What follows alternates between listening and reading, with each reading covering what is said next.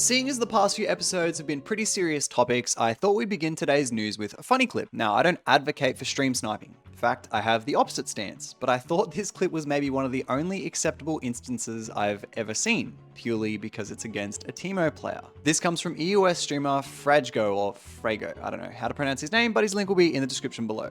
Check out the clip.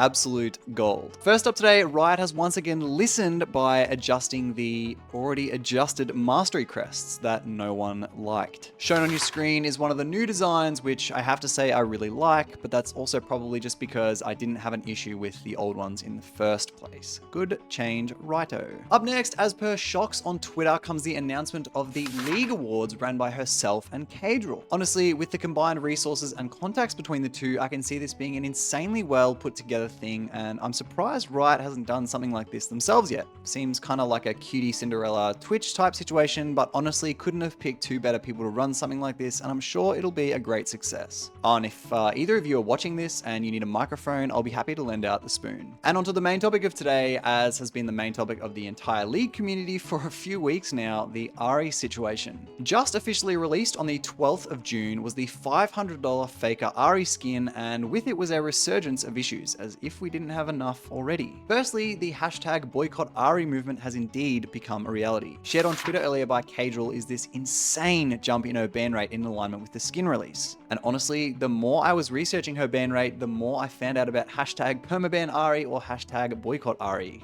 Even the comments under Ahri's champion page on op.gg are all hashtags and foreign flame about the price of the skin. In proximity of the skin's release, Riot also had another couple of things up their sleeve. Firstly was this statue of the skin, which I have to say is incredible, but there's one problem. The physical statue in all its detailed and physical glory is worth less than the in-game version, that are just pixels. Then, to help more people be able to buy the new skin, they introduced the Mega RP bundles. Not much to say here, except they scale up to almost $500,000. So of course, amidst all these things, Riot was going to address it to some medium. Here we have Riot Meddler's response. I'll give you the TLDR. The skin is apparently a good way to celebrate staple pro players and help cover the cost of esports.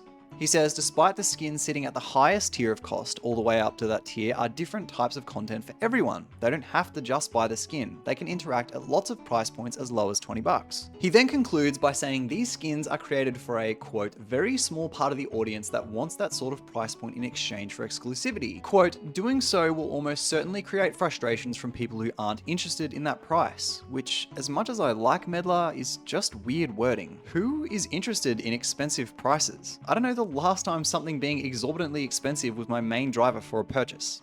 Oh, that's because it never happened. It's also worth noting that the, quote, funding esports part is only a 30% cut, but it's actually even less than that because I think some of the percentage goes to Faker and T1, which Meddler didn't mention, so 70% is still going straight into the pockets of Riot. Anyway, comments under Reddit posts are always a good read. Here are some of the most relevant. Sergeant Esker says he's saying out loud what we all know in somewhat acceptable PR terms. We just want to milk the whales, lol. Zerarion then follows that up by saying, quote, I'd be much less annoyed if they didn't do it under Faker's name, the most humble pro to ever grace the pro scene who never uses skins. Then we had a response from game director Pew Pew Lasers. This article comes from PC Gamer, where they spoke to Pew Pew Lasers in a Q&A at Summer Games Fest. This article will be linked below, but I brought the main thing I'd like to highlight here. Pew says, quote, the vast majority of our players each year play League. They watch esports, they enjoy all the content, all the music, all the cinematics, and they do all this at $0. So the vast majority of players spend $0 on a free-to-play game. As a consequence of that, the majority of our revenue comes from a small, single-digit percentage of players. What we really think about on the morality side is that there are players who are willing to spend $200 a month on their hobbies. Except this skin is worth 2.5 times that.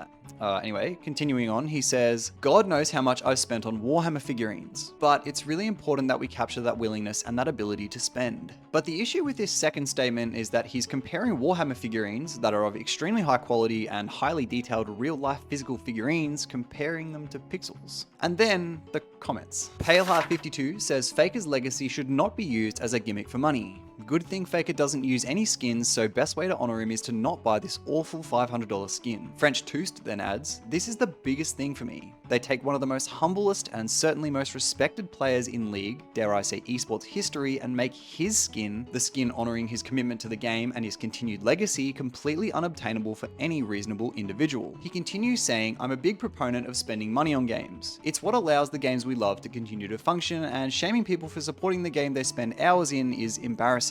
That said, this skin is a damn car payment. Depending on where you live, that's rent for a whole month if you have a roommate. It's potentially a month's worth of groceries. All that for a guy who never uses skins in the first place. It's just craziness. And a great point is made by Bobo Geeks, who says he spends money on Warhammer figures. Right, figures, tangible objects, there's a difference. And to round it out is MXCN3, a Warhammer collector, saying, for 11% of the price of the Ahri skin, I can get a set of 10 Sisters of Battle that come with hours of assembling and painting, i.e. enjoyable hobby work. Resell them, give them to someone else, or whatever I want. Comparing a $500 LOL skin to Warhammer is ludicrous, and that's even with the knowledge that Warhammer stuff is overpriced. And he also makes a really good point there. If you were to get banned on your main League of Legends account that had that $500 Ahri skin, it is down the drain, and because it's a legacy event or a limited event, you can't get it back again because the skin won't be available for purchase. So with all this negative feedback and the skin's actual release, it'll be interesting if there's any addressal from Riot, especially if the permaban Ahri movement gains any more traction. But with all this, please let me know your thoughts on the situation in the comments below.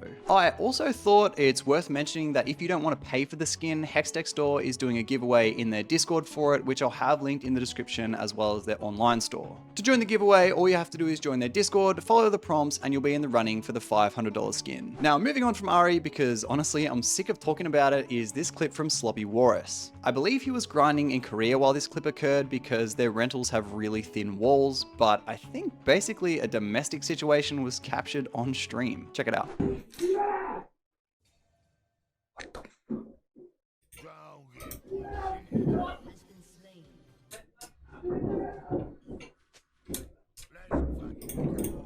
Dirt.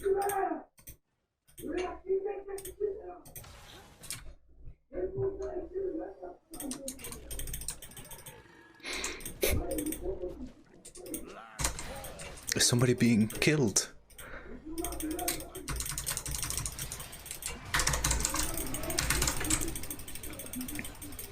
Bro, I'm dying because I get distracted by this. It has never been this bad, but this is what I hear almost every night. But not that bad.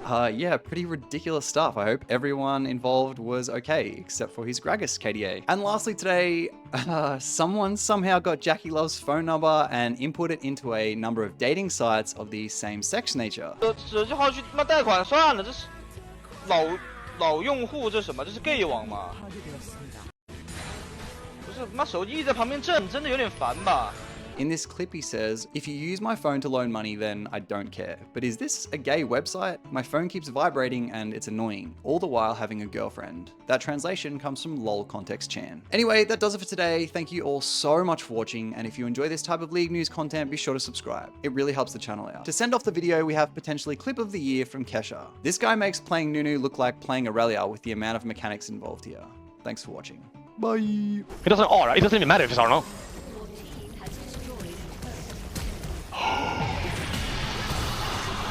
Okay, now we have a problem. I'm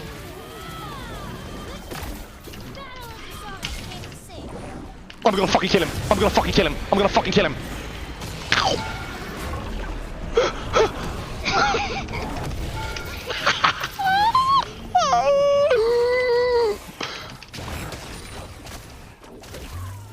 Mr. EOS is on the board. I mean, it's just too easy to accept, okay?